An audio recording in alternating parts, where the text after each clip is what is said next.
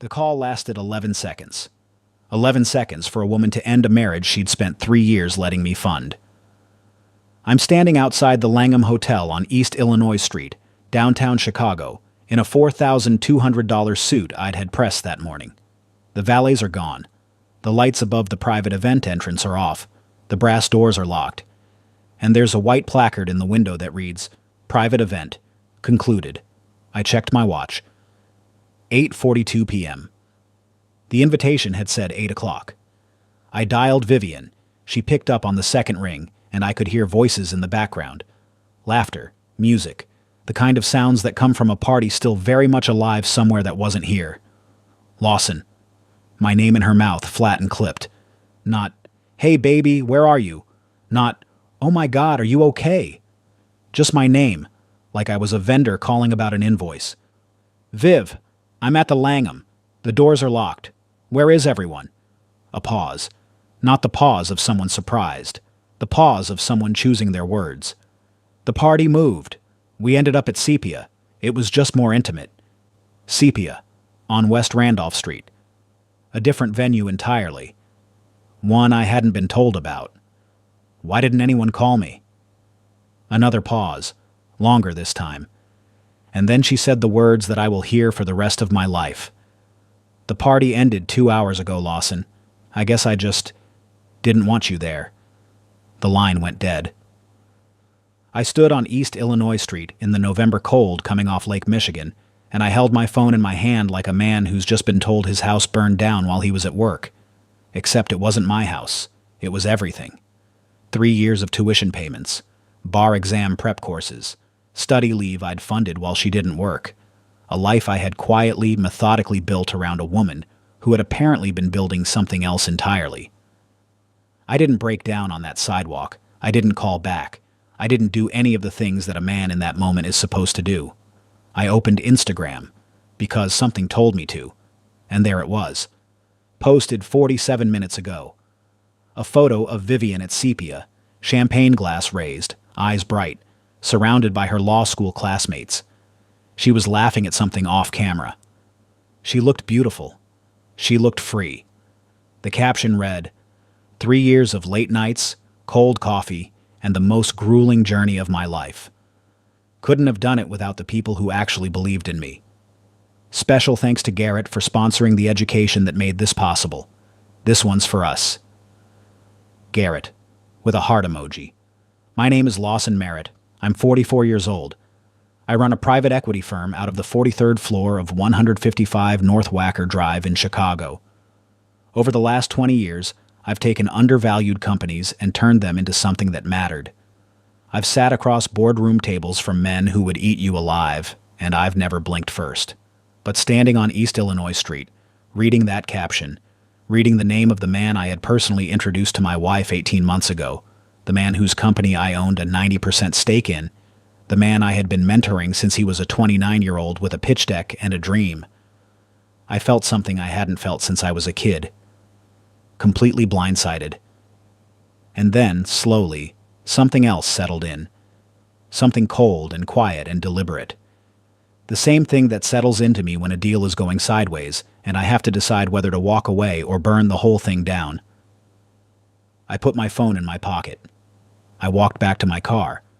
I told my driver to take me home, and I started making calls. Before I tell you what I did next, let me tell you how we got here.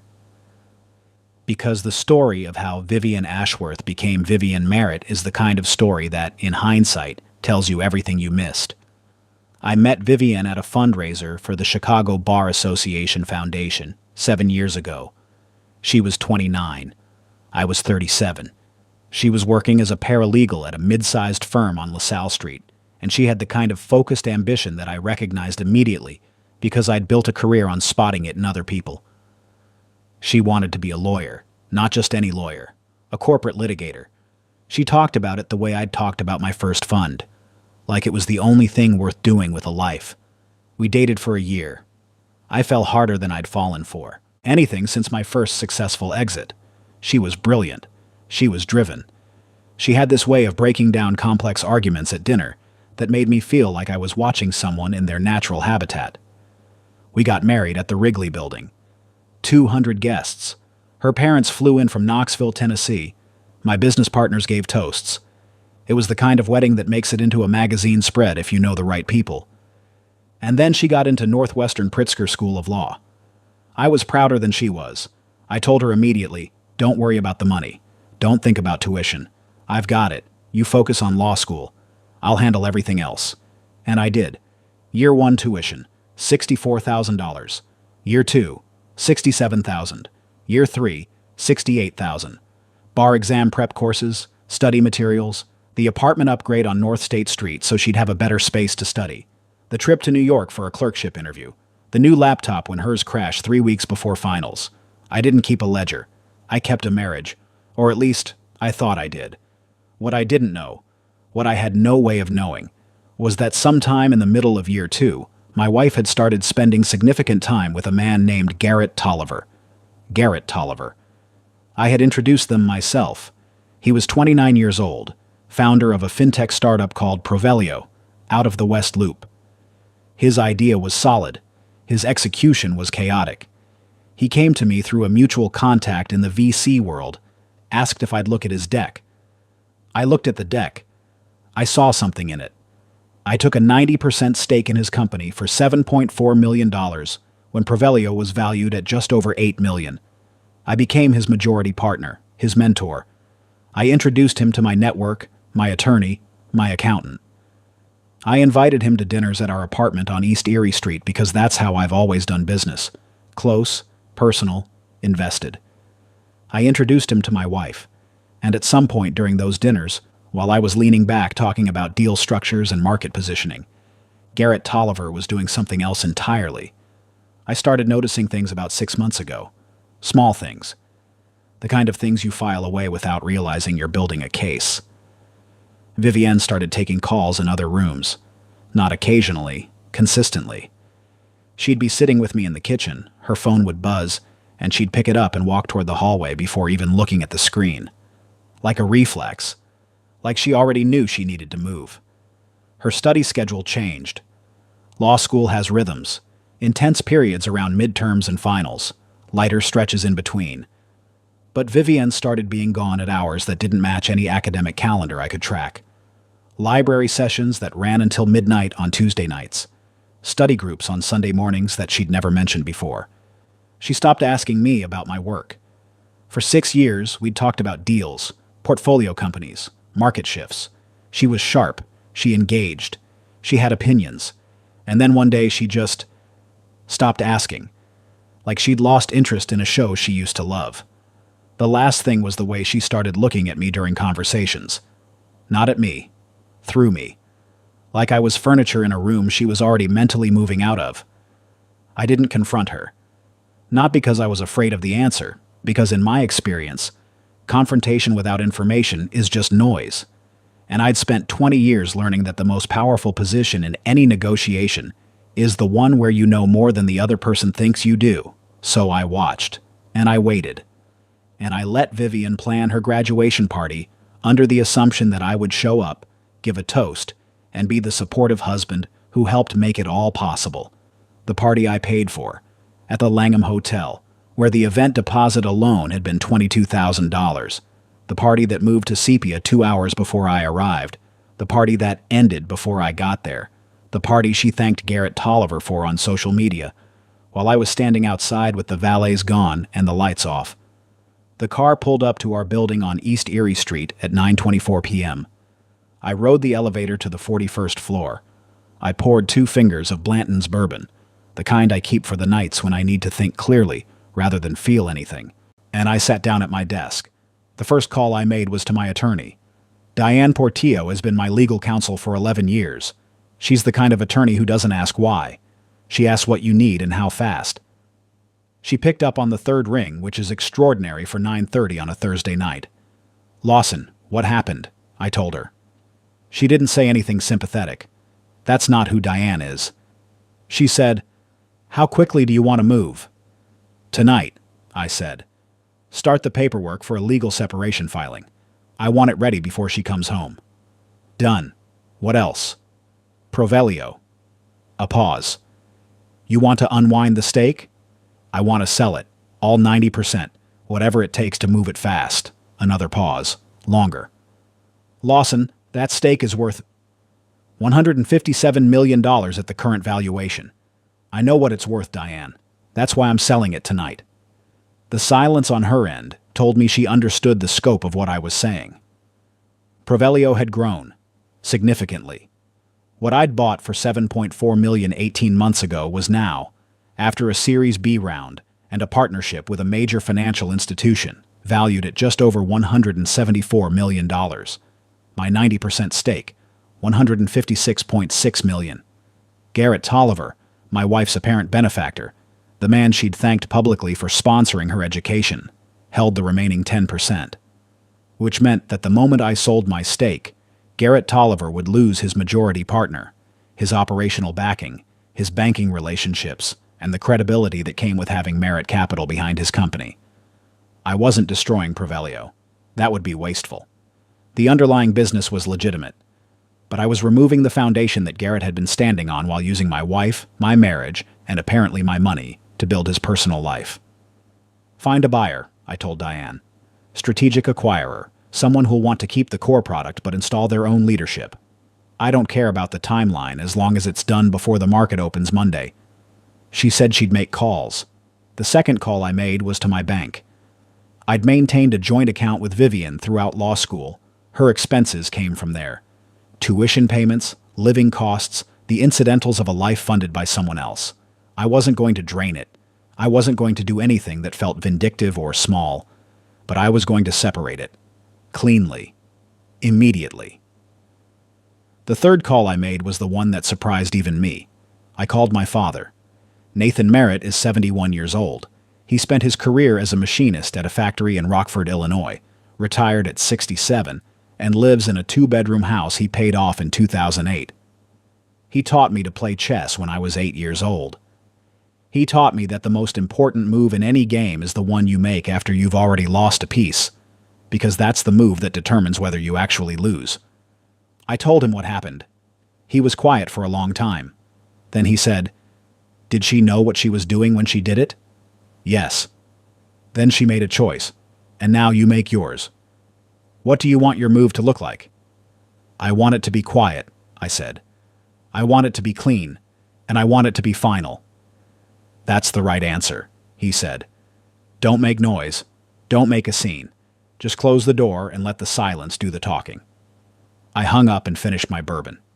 At 11:15 p.m., I moved my personal files from the shared home office to a secure server only I could access. I gathered my father's watch, my grandfather's cufflinks, the signed first edition of Graham's The Intelligent Investor that had been in my home office for 6 years. I packed them carefully, and then I sat in the dark and waited. Vivienne came home at 12:32 a.m.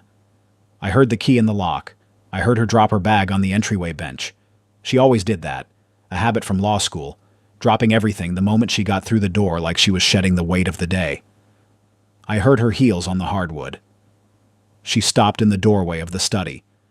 "You're awake," she said. "I am." She was still in her graduation dress, dark navy. She'd worn it for a photo I hadn't been there to take. Her makeup was slightly softened from the evening, and there was a looseness to her posture that told me she'd had enough to drink to feel comfortable. "We should talk," she said, not moving from the doorway. "We should," I agreed. She came in and sat down in the chair across from me. The same chair where we'd had 100 good conversations, where she'd walked me through the argument structure for her second-year moot court competition, where I'd told her about my first fund exit, and she'd ordered champagne to celebrate someone else's success as enthusiastically as if it were her own. That version of her felt very far away. "I know you saw the post," she said. "I did. Garrett and I—" She stopped. Started again. "It's been going on for about 7 months. I didn't plan it. I know that's what everyone says, but it's true." I didn't respond. I let the silence sit between us. "I should have told you sooner," she continued, and her voice had that practiced quality. The quality of someone who'd been rehearsing an argument and knew which beats to hit. "But I didn't know how. And then I just kept not telling you, and by the time I knew what I actually wanted, it felt too late to do it differently. "What do you want?" I asked. She looked at me directly. "I want a divorce, Lawson. I want to be honest about that. I think I've been unhappy for longer than I've admitted, even to myself. And I know this isn't the way to tell you. I know that. But I also know that if I'd told you 6 months ago, you would have tried to fix it, and I don't think it's fixable." I looked at my wife. Vivian Ashworth Merritt, 36 years old, Northwestern Law School graduate, the woman I had backed completely and entirely for 3 years, because I believed in her the way I believed in the best companies I'd ever invested in. "You didn't invite me to your graduation party," I said. She blinked. Something shifted in her expression. A flash of something that might have been shame, and then, just as quickly, something harder. "No," she said. "I didn't.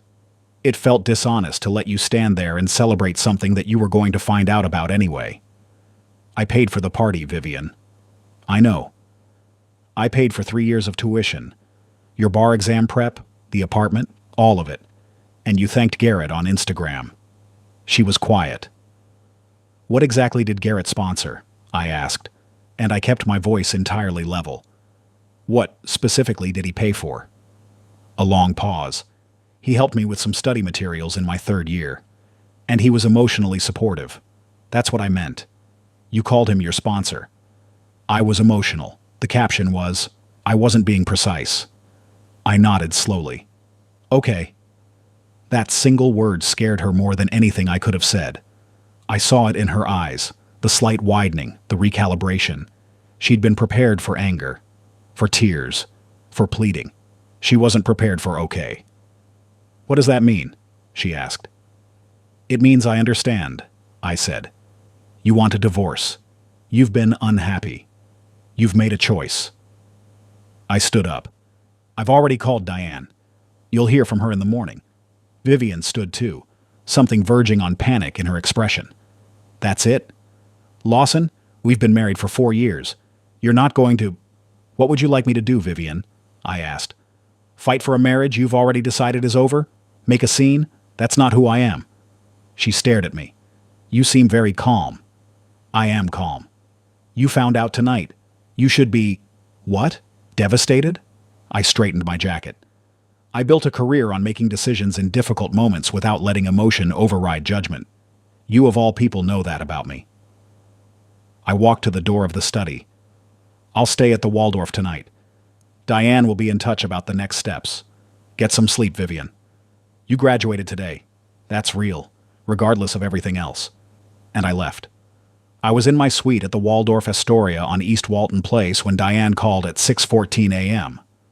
"We have a buyer," she said. "Nexum Financial Group. They've been eyeing Provelio's compliance tech stack for 2 quarters. They'll take the full 90% at current valuation. The term sheet is ready." "Send it." "Lawson. This sells at $156.6 million. That's a real number. You're certain?" "I'm certain.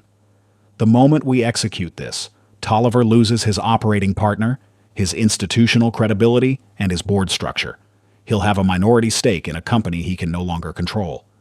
Nexum will install their own CEO within 60 days. He's effectively out. I know. He'll also lose the banking relationships and the Series C conversations that were in early stages. His projections were built on your network, Lawson. Without your backing, he'll figure it out," I said. "Or he won't. That's not my problem anymore." The term sheet was executed by 8:30 a.m.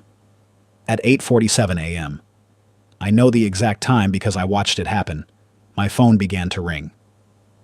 "Vivian." I let it go to voicemail. Then it rang again. And again. And then texts started coming in. Short ones at first. "Call me. Lawson. Call me right now. What did you do?" And then longer ones, and I could practically hear the panic underneath each word. Then at 9:03 a.m., a number I didn't have saved. Garrett Tolliver. I didn't answer. By 9:45 a.m., I had 154 missed calls between the two of them combined. I ordered room service. I read the Wall Street Journal. I let Diane handle the communications. At 10:20 a.m., there was a knock on the door of my suite. I wasn't expecting anyone. I opened it. My brother, Reed Merritt, was standing in the hallway with 2 coffees from Intelligentsia and the particular expression he gets when he already knows what happened, and he's here anyway. Reed is 41. He runs a logistics company out of the Fulton Market District. We talk twice a week. He is, aside from my father, the person I trust most in this world. "Dad called me," he said, walking in without being invited because that's what Reed does. Of course he did. He said you needed company, not advice. He set a coffee on the table in front of me. So I'm not giving advice. Good. We sat for a while in the way that brothers can sit, without needing to fill the silence. The city stretched out below the suite windows. The lake was steel gray in the November morning. A boat was moving north along the shoreline, impossibly far out, impossibly slow. "You sold the stake," Reed said finally. "Not a question.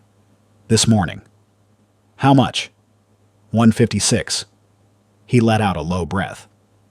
"And the divorce?" "Filed by end of week. Illinois is a no-fault state. It'll be clean." Reed wrapped his hands around his coffee cup. He didn't say anything for a long moment. Then, "Do you want to know if she loved you?" The question landed differently than I expected. I looked at him. "I think she did," I said. "For a while. I think she got to law school and grew into someone different and didn't know how to tell me. I think Garrett Tolliver was there at the right moment when she was figuring that out. I think people talk themselves into things slowly, and then one day, the story they've been building feels more real than the life they're actually in." I paused. "I think she made choices that hurt people and called it being honest with herself." Reed nodded. "The caption," I said. "That was the thing I can't get past. Not the affair. Not even the graduation party. That caption, thanking him publicly, while I was standing outside a locked venue in the cold. That wasn't accidental." "No," Reed agreed. "It wasn't. She wanted me to see it."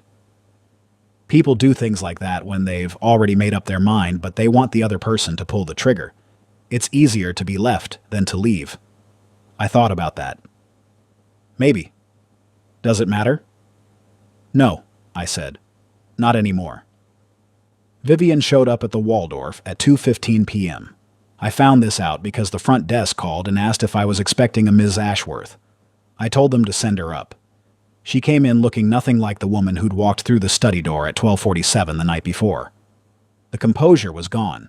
She'd changed out of the graduation dress into jeans and a sweater, and there was something raw and unguarded in her face that I recognized as genuine, possibly the most genuine I'd seen from her in months. Reed made himself scarce. Disappeared into the second room of the suite with his coffee and his phone. Vivian sat down on the couch. She looked at her hands. "Garrett called me at 9 this morning," she said. It wasn't good. I imagine it wasn't. He said Nexum is acquiring your stake, that you sold overnight." She looked up at me. "Lawson, he's going to lose the company." "He's going to lose operational control," I corrected. "He still holds 10%. He's not destitute. He built that company." I looked at her steadily. "I built that company. I funded the Series A. I brought in the banking relationships. I opened the doors that turned a pitch deck into a $174 million valuation. Garrett Tolliver is talented. He had a good idea. But the infrastructure that made Prevelio what it is, that was mine." I paused. "I'm entitled to sell my stake to whoever I choose." Vivian stared at me. "Is this punishment?" "It's business." "Lawson, Vivian." I kept my voice even. "I'm not punishing anyone. I'm unwinding an investment because the personal relationship that made that investment comfortable no longer exists. That's a legitimate business reason. Diane would tell you the same thing." She was quiet for a moment. When she spoke again, her voice was smaller. "I didn't mean for the Post to... I wasn't trying to humiliate you." "I know," I said, and I meant it. "You were celebrating something real. You earned that degree. Nothing about what happened between us changes that." "Then why?" "Because you excluded me, not by accident.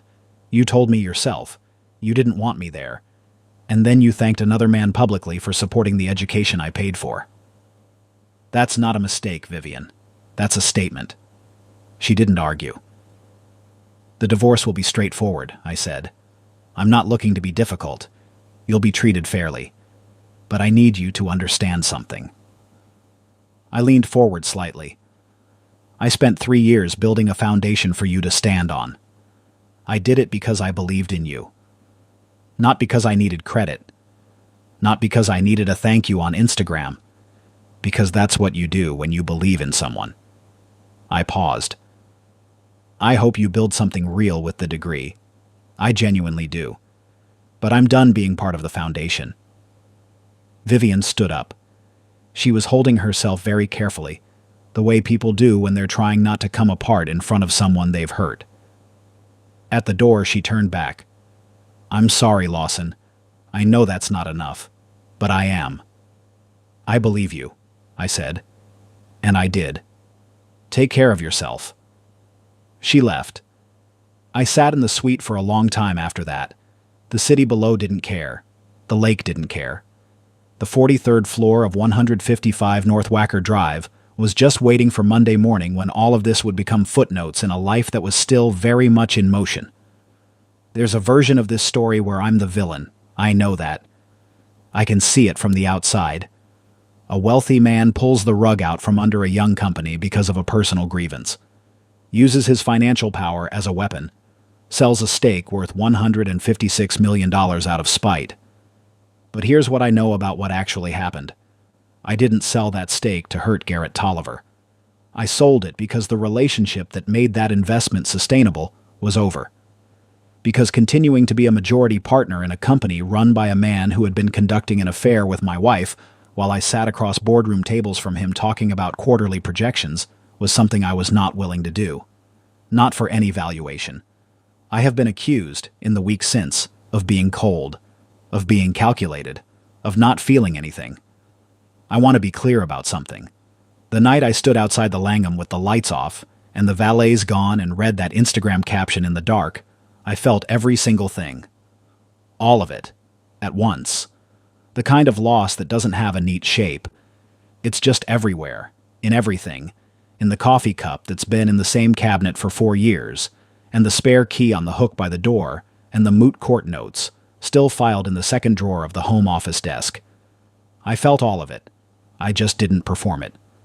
Because I've spent 20 years learning that the most important decisions a person makes are the ones they make in the moments when they most want to react. And reacting, screaming into a phone at 8:47 at night, showing up at a party I wasn't wanted at, making a scene in a hotel lobby, wasn't going to change anything.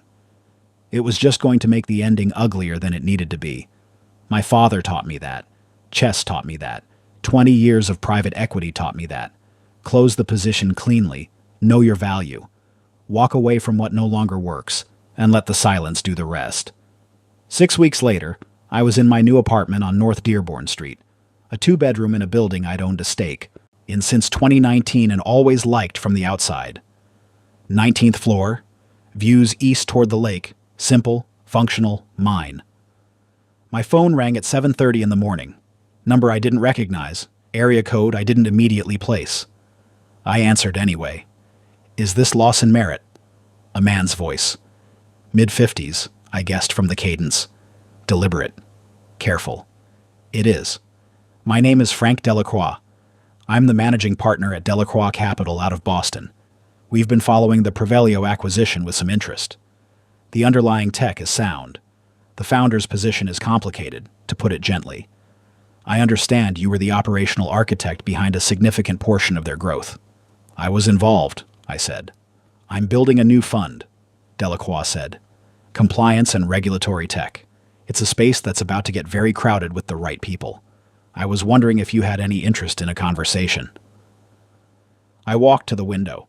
Lake Michigan, flat and gray-blue in the early morning, impossibly large. The kind of thing that makes the city feel small, and human problems feel smaller. I have some time next week, I said. 2 months after that conversation, Merritt Delacroix Capital launched its first fund. $48 million in initial commitments. 3 portfolio companies in the first quarter. The work was the same. The game was the same. I was the same. Except that I slept through the night now in a way I hadn't in longer than I'd admitted to myself. No second guessing. No wondering. No lying awake next to someone who'd already left in every way that mattered before she ever walked out the door. There is something clarifying about having the thing you feared most actually happen.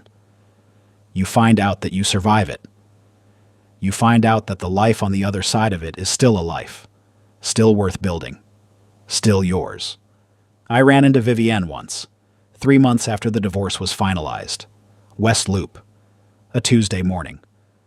She was coming out of a coffee shop on West Randolph Street, the same street where Sepia is located, and I was coming in. We both stopped for a half second, the way you do when someone appears in a context you weren't expecting. She looked well, put together, the kind of together that takes effort and intention.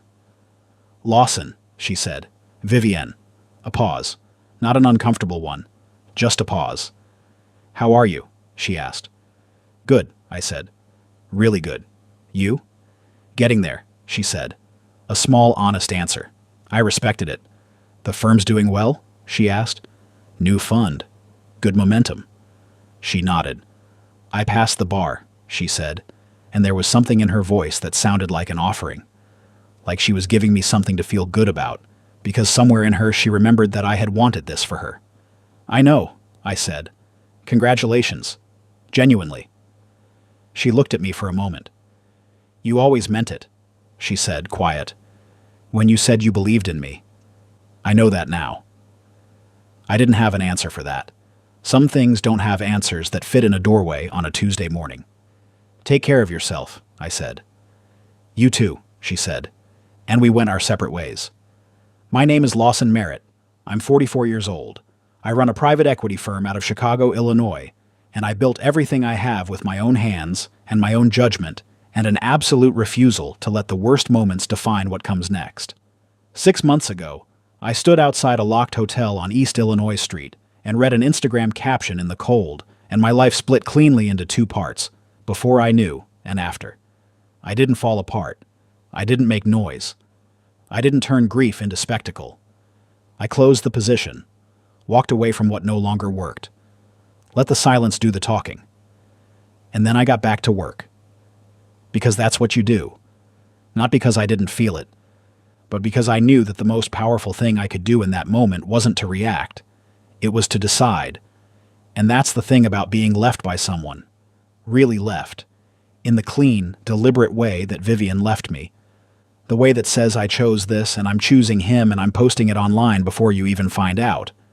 The thing about that kind of leaving is that it forces you to look at what remains. What's left when someone takes their version of you with them. And what I found, standing in that hotel suite, and later in my new apartment with the lake view, and later again in a conference room in Boston building something new, what I found is that what remained was substantial. It was mine. It had always been mine. She just didn't take it with her when she left. And that, in the end, is the only thing that matters. Donovan never exploded, never begged, never made a single scene. He just handled it, quietly, with his son's dignity in mind the entire time. And I think that's the part most people miss, that sometimes the most powerful thing you can do when someone betrays you is nothing, at least not yet, because timing is everything. He protected Eli's last chapter from ugliness. That's love in its purest, most overlooked form. Drop a comment below. Do you think he handled it the right way? Or would you have done something different? And if this hit you, subscribe. Because we tell real stories here, and we're just getting started.